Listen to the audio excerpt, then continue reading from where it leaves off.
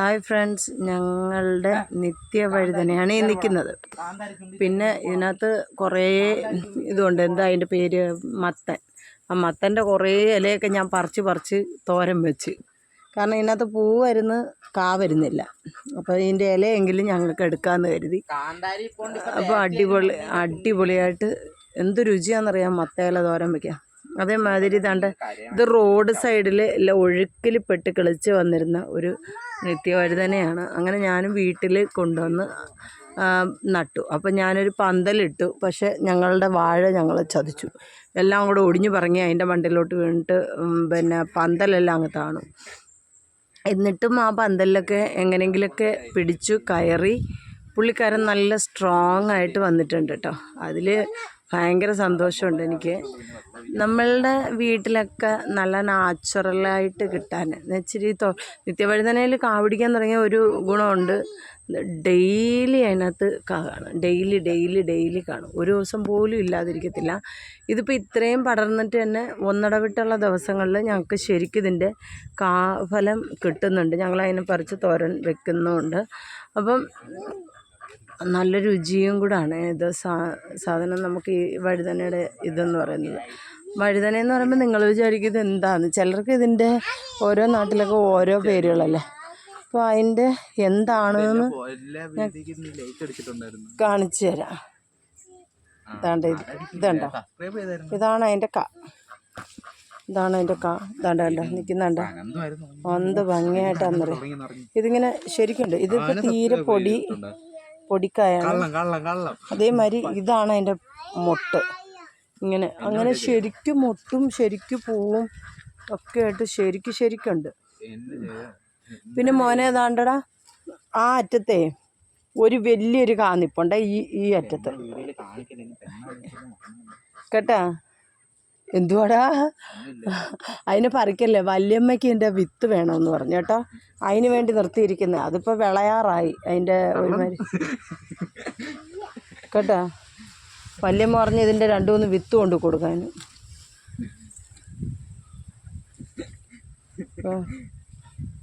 ഇത് അങ്ങോട്ട് പോകുമ്പോൾ കുറച്ച് ഇതിൻ്റെ കായ ഉണ്ടെങ്കിൽ ഒരു 3-4 ദിവസത്തെ ചേർത്ത് വെച്ചിട്ട് പറിച്ചുകൊണ്ട് കൊടുക്കണം.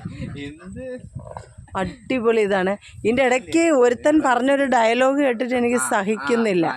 അവൻ പറയാണ്, അവന് ഈ വീഡിയോയിലൊക്കെ കാണിച്ചു കഴിഞ്ഞാൽ അവന് വല്ല പെണ്ണാലോചിച്ച് വന്നാലോ എന്ന്. ഏത് വേട്ട വിളിച്ച് വരാനാണ് എന്ത്? അവൾ വല്ല കണ്ണുപൊട്ടിയെങ്ങാണോ ആയിരിക്കണം.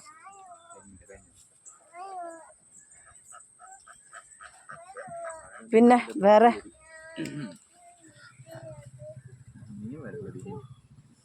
നല്ല ഇതാണ്. പിന്നെ ദാണ്ടടാ ഇതിൻ്റെ ഇടയിൽ ഈ മത്തയുടെ സൈഡില്ലടാ, അവിടെ തന്നെ ഒരുപാടുണ്ട്. പക്ഷെ അതാ ഈ നേരെ ഇങ്ങനെ നോക്കുമ്പോഴത്തേക്ക് ഒരു കാന്നിപ്പുണ്ട്. അത് പറിക്കരുത്. ഇവിടെ കണ്ടറിഞ്ഞ നിന്നല്ലടാ, അതിനെ പറിച്ചാ നീ കാച്ചിയാ ദാണ്ടിരിക്കുന്നടാ. നിന്റെ കണ്ണിൽ കാണുന്നില്ലേ? നിന്റെ കണ്ണിന് ഈയം കാച്ചി ഒഴിക്ക. കണ്ണ് കാണാത്തവനേക്ക്. എടാ ഞാനിത് പറിച്ചപ്പോൾ അമ്മ എന്നെ ചീത്ത പറഞ്ഞു.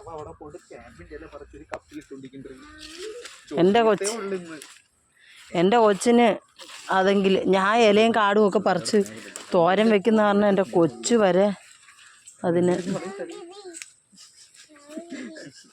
ഇതാക്കാൻ തുടങ്ങി. ഇപ്പം ഞാൻ തന്നെ അത് പറിച്ചെടുത്തേനെ, വിത്തിന് നിർത്തിയത്. എന്തോ ചെയ്യാൻ, ആവേശം മൂത്തിപ്പോൾ പറിച്ചേനെ. അതിനകത്ത് ശരിക്കും ഉണ്ടടാ, നീ പറിച്ചാൽ മതി.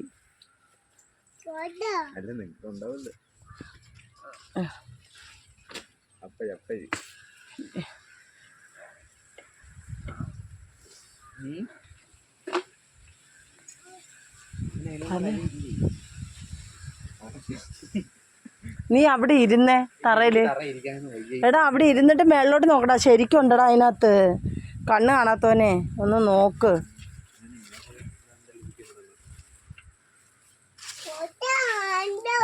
എടാ പൊട്ട കണ്ടോന്ന് എൻ്റെ കൊച്ചു ചോദിക്കുന്ന കേട്ടോ. എടാ പൊട്ട കണ്ടോ? പൊടിക്കൊച്ചു ചോദിക്കുന്ന അളവിനായി. തോണ്ടടാ ആണ്ടത്.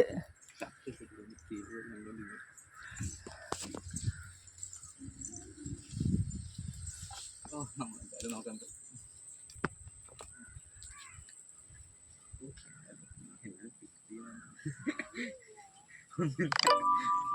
ശരിക്ക് ഇപ്പം കാപ്പിച്ച് അപ്പം അത് നിങ്ങളെ ഞാൻ കാണിച്ചു തരാം കേട്ടോ. എല്ലാം ഒന്നും പറിക്കണ്ട ചിറ്റമ്മേ. എടാ പറിക്കടാ, അപ്പം എല്ലാവർക്കും തികയും. പിന്നെ ചൊറിയും മെഴുക്കുവരട്ടി വെച്ചപ്പോഴത്തേക്ക് മരണ അടി. ഇതായിരുന്നു ഉണ്ടാക്കിയെന്ന് അറിഞ്ഞ് ഞാൻ നാട്ടി തൊട്ടുകൂടെ നോക്കത്തില്ല. അതുകൊണ്ട് പിന്നെയും ചോദിച്ച് മേടിച്ച് തിന്നതേ ഇല്ല. ഇതിനകത്ത് ശരിക്കിപ്പോഴും ഉണ്ട്, നമുക്കിപ്പം എടുക്കാനൊക്കത്തില്ല. ഇപ്പം അമ്മ വിചാരിക്കും ഇത് മൊത്തം ഞാനാണ് പറിച്ചതെന്ന്. അമ്മയെങ്കിൽ എന്നെ തല്ലി കൊല്ലുകയും ചെയ്യും.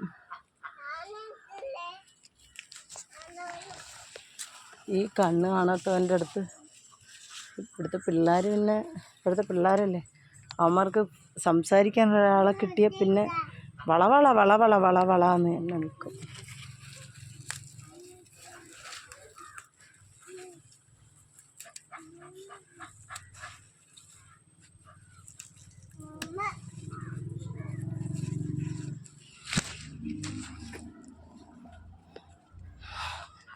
ഇപ്പം നമ്മൾ കുറച്ച് മത്തയിലയും കൂടെ ഒക്കെ പിച്ചിട്ടുണ്ട്.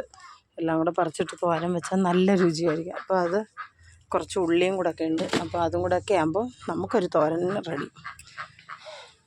കുറച്ച് പാവൽ ഞാൻ അവിടെ പടർത്തിയിട്ടുണ്ടായിരുന്നു. അതെല്ലാം മഴ കാരണം, എൻ്റെ ദൈവമേ, നടന്ന് കാന്താരി പറിക്കുന്നു. കയ്യിലെങ്ങാനും പൊട്ടുവാണെങ്കിൽ എല്ലാം ദേഹം എരിയുമെന്ന്.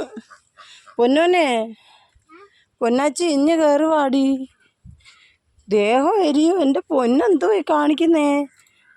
എല്ലാവരും പറിക്കുന്നെന്നാൽ പിന്നെ ഞാനും കൂടെ പറിക്കാമെന്ന് കണ്ട. എൻ്റെ കൊച്ചിൻ്റെ അത്ര ഉത്തരവാദിത്വം ഈ ലോകത്ത് ആർക്കില്ല. അറിയാം, പറിച്ചെന്നേ ഉള്ളൂ. ഇതിന് മുമ്പൊക്കെ ആണെങ്കിൽ ചെടിയടക്കം പറിച്ചെടുക്കുന്നതാണ്. ഇപ്പോൾ മാത്രമേ പറിച്ചുള്ളൂ. അപ്പോൾ ശരി, ഓക്കെ, ബൈ. ഇഷ്ടപ്പെട്ട ലൈക്ക് ചെയ്യുക, ഷെയർ ചെയ്യുക, സപ്പോർട്ട് ചെയ്യുക. ഓക്കേ.